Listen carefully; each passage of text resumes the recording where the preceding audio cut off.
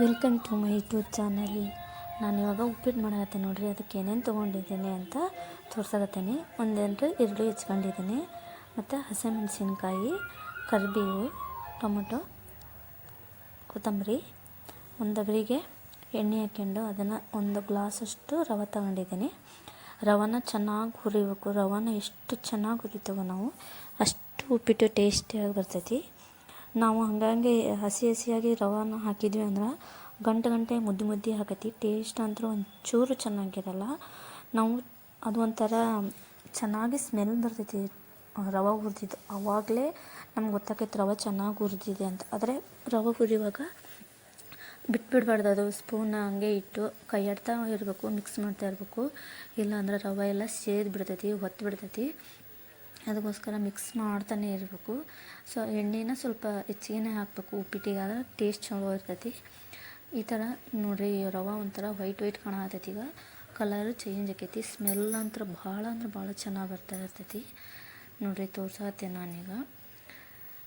ಅದು ನೋಡಿರಿ ಎಷ್ಟು ಚೆನ್ನಾಗಿ ಕಾಣತೈತಿ.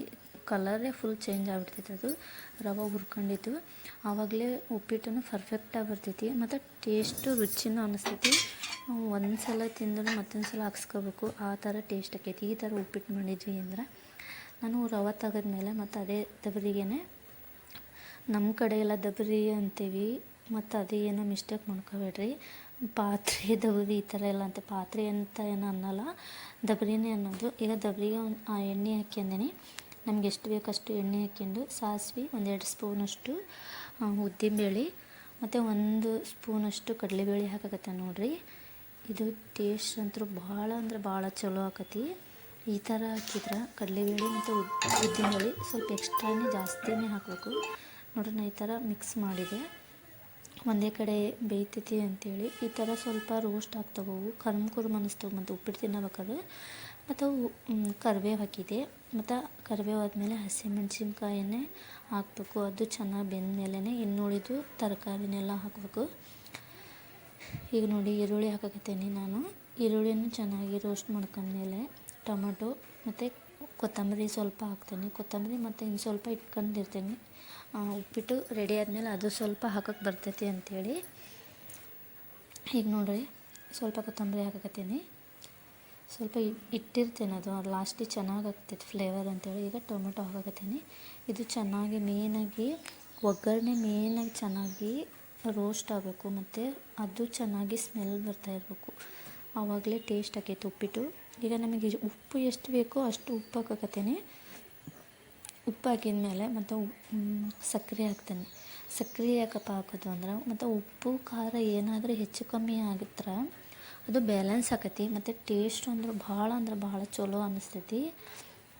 ಈಗ ನೋಡಿರಿ, ಸಕ್ಕರೆ ಹಾಕಿದ್ಮೇಲೆ ಮಿಕ್ಸ್ ಮಾಡ್ತಾ ಇರಬೇಕು. ಇಲ್ಲ ಅದು ಯಾಕಂದರೆ ಶುಗರ್ ಇರ್ತೈತಲ್ಲ, ಸಕ್ಕರೆ ಇರ್ತೈತಿ, ಸ್ವಲ್ಪ ಹೊತ್ತತೈತಿ. ಅದು ರೋಸ್ಟ್ ಆಕೈತಿ. ಅದಕ್ಕೋಸ್ಕರ ನಾವು ಮಿಕ್ಸ್ ಮಾಡ್ತಾ ಇರಬೇಕು. ನೋಡಿ, ಒಗ್ಗರಣೆ ಅಂತ ಮಸ್ತ್ ಬೆಂದೈತಿ.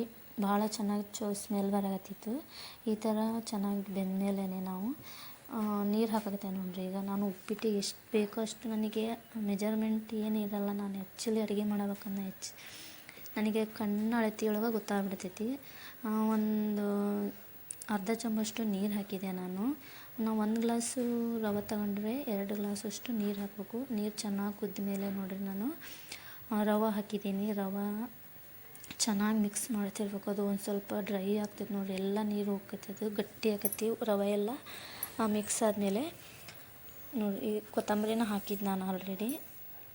ಈ ಥರ ಚೆನ್ನಾಗಿ ಮಿಕ್ಸ್ ಮಾಡಿದ್ಮೇಲೆ ತಟ್ಟೆ ಮುಚ್ಚಿ ಉಪ್ಪಿಟ್ಟು ನೋಡಿರಿ ಎಷ್ಟು ಮಸ್ತಾಗಿ ಅರಳಿ ಬಂದೈತಿ. ಎಷ್ಟು ಉದುರಾಗೈತಿ ಅಂದ್ರೆ, ನನ್ನ ಮಗ ಬಿಸಿ ಉಪ್ಪಿಟ್ಟು ಇಷ್ಟಪಡ್ತಾನೆ ಅವನು. ಮತ್ತು ಅದರ ಮೇಲೆ ಖಾರ ಇಲ್ಲ ಚಿಪ್ಸು ಅದ್ರ ಜೊತೆ ಕಾಂಬಿನೇಷನ್ ಮಸ್ತ್ ಅನಿಸ್ತೈತಿ. ಮತ್ತು ಬಜ್ಜಿ, ಮಿರ್ಚಿ ಈ ಥರ ಕಾಂಬಿನೇಷನ್ ಒಳಗೆ. ಮತ್ತು ಒಬ್ಬೊಬ್ಬರು ಇದಕ್ಕೆ ಚಟ್ನಿನೂ ಹಾಕ್ಯಂಡು ತಿಂತಾರೆ. ನಿಮಗೆ ಯಾವ ಥರನೋ ಆ ಥರ ತಿನ್ಬೋದು. ಈ ವಿಡಿಯೋ ನಿಮಗೆ ಇಷ್ಟ ಆದರೆ